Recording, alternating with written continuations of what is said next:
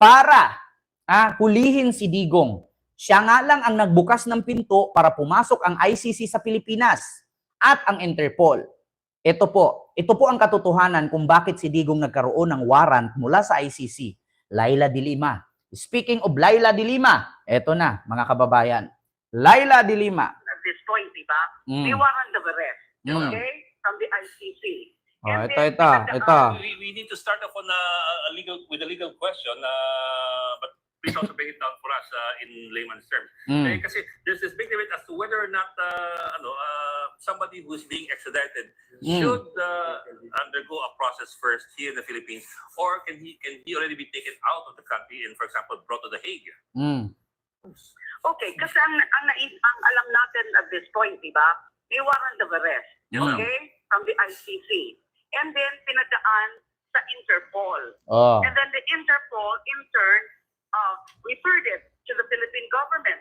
That's very apparent from the fact na yung nag-serve, ay yung nag-arrest sa kanya ay yung PNP and per news reports accompanied by Interpol. So yon, klarong-klaro po.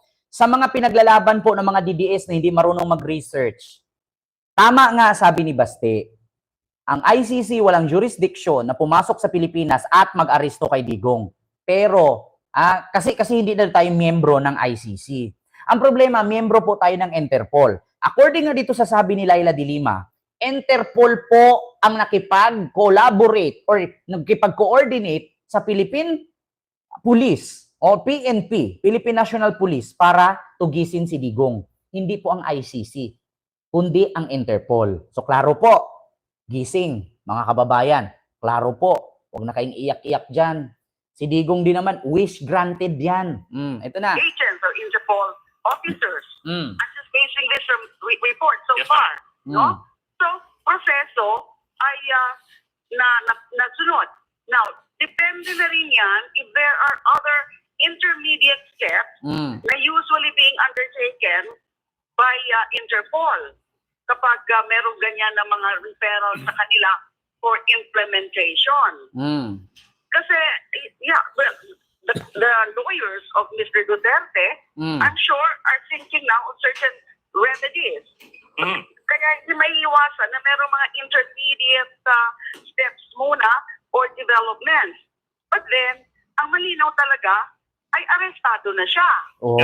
Yes, ma'am. And then, ang ang question is, yung would custody stay with the Philippines as the custodial state? Kasi kung ganon, so dapat ilagay na muna siya sa kung anumang dapat na facility para sa kanya. Naku, Bartolina yan. While waiting for other developments, like for example, kasi kailangan magre-return ng warrant. Opo. Kasi yung pagre-return ng warrant, yes, go ahead. Senator, sabi kasi nung kabilang kampo, kinakailangan ng warrant from a local court. Hindi sapat yung warrant ng ICC. Whether that is true or... Alam mo, sa totoo lang kailangan daw ng warrant ng local court, sabi ng kampo ni Digong, at hindi daw sapat ang warrant ng ICC. Aba, international na yun Pero pakinggan pa rin natin dito si reporter. Baka magiging moot and academic na yan kung siya ay nailipad na at nadala na sa The Hague. Nadala so na maraming, ito ay hindi simpleng legal this or legal that. No? Tingin ko yung ginagawa ngayon is out of the box. No? Pwede lang maghugas kamay dyan yung gobyerno. Wala kami kinalaman dyan. No? Wala namang... Kasi kung tutuusin, wala po talagang kinalaman ang Marcos administration sa pag-aresto kay Digong dito. Kasi nga, ang may lakas lang na loob nitong nagreklamo sa ICC or sa International Criminal Court ay ang Liberal Party senator. Isa si Laila de Lima at si Senador Antonio Trillanes dito. So sila po ang lakas na loob na kumalaban kay Digong. Baka nakalimutan nyo po, panahon na nakipaglaban si Laila de Lima at si Senador Antonio Trillanes na si Digong ang presidente pa. Anong ginawa nila? Pinakulong si Laila de Lima. Si Antonio Trillanes, sinabihang fake news. Sundalong kanin, gawa kwento, mahilig sa ganito. Pero hindi nila napakulong si Trillanes kasi totoo naman. 'Di ba? Ayaw nga nilang labanan si Trillanes, ayaw nilang imikan kasi nga mabubusisi ang ginawa ni Trillanes at makakalkal ang lahat ng baho nila. Hindi lang yung pagpatay. Yung kay Laila de Lima, yun yung pagpatay. Oo, yung kay Trillanes, yun yung mga bilyon-bilyong pera. Yung mga ill-gotten wealth. Yung hindi ma-explain, unexplained wealth. Yun yung pinaglalaban ni Trillanes. So ngayon, sa madaling salita mga kababayan, may nakarating nga sa akin kanina, nag-message akin na isang supporters na kaya totoo ba na nakapraise na ang pera ng mga Duterte? Hindi ko po alam. Wala pa pong nagbalita or nag-vlog, wala pang binalita na pinipraise na ang kanilang mga bank's account. Ay, dapat nga, umpisa pa lang nung kinasuhan na, ipipraise na agad, baka matransfer pa sa kaapu-apuhan, baka matransfer pa sa kapatid-kapatid at kamag-kamag-anakan. Di ba? Kasi yung iba, hindi porkit labandera, pwede ka pagawain ngayon ng bank account. O, pangalan ni labandera, o ipasok mo lahat yung million dyan. O, pangalan ni driver, ipasok dyan kung hanggang kayang limit na pwedeng ipasok sa bank account na yan. Di ba? Dapat umpisa pa lang. Praise nyo na. Baka ipasok na kay labandera, ipasok kay hardinero, ipasok kay boy, ipasok kay mid, kay yaya, o kay lula, kay auntie, kay uncle, kay tiyo, o kung kani-kanino pa. O, basta mapagkasya lang. Hanggat kaya ng limit na pwedeng ipasok para pag i-freeze, wala nang laman. Yeah. Ng mga restraining order sa Supreme Court o any courts. So, mamaya alas 5, lipat na siya. Alas 5 So, talaga, ha? narinig ko lang. Pwede Sa isang yun. bubwit. Kasi nga, May tanong lang ako. Ano ba yung bangko na HSBC? Parang gusto kong tatalakayin niyang bangkong HSBC. Kasi pagkakaalam ko, BPI lang eh. Alam niyo ba yung bangkong HSBC? Abangan. Abangan. Ito na. well, yung ano nga is that may warrant of arrest from an international court. So it was served on him or inaresto inaresto siya in compliance with that warrant of arrest. And then may ano yan yung pwedeng mag-return ng warrant. Yes, ma'am. Pwedeng sa local court o pwede rin sa ICC na mismo sa The Hague. Pero it doesn't mean maghihintay pa ng warrant of arrest from a local court. Yes, ma'am. Ma'am, Kasi meron... Ma'am, if I may, Go ma'am, ahead. kasi, given na po na may arrest warrant na ang ICC, that much is clear naman. I mean, we also seen the warrant. But my question po has to do with this. I understand po this is still extradition.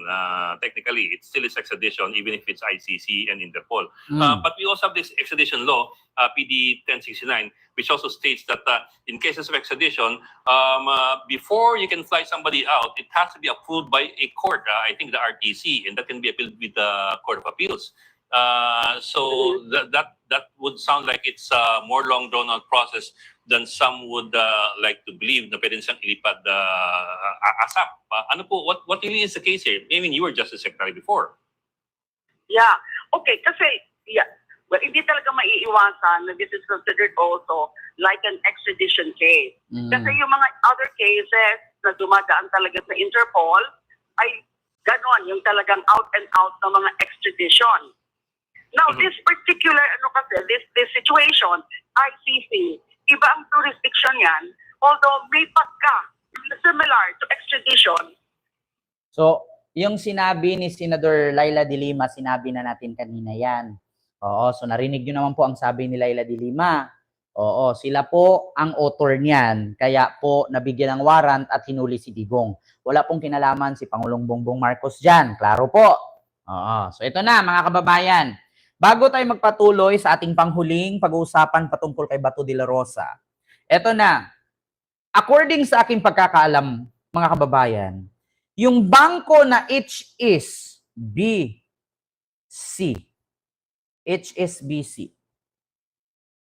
bakit noong year 2017, andun ang lolo nyo?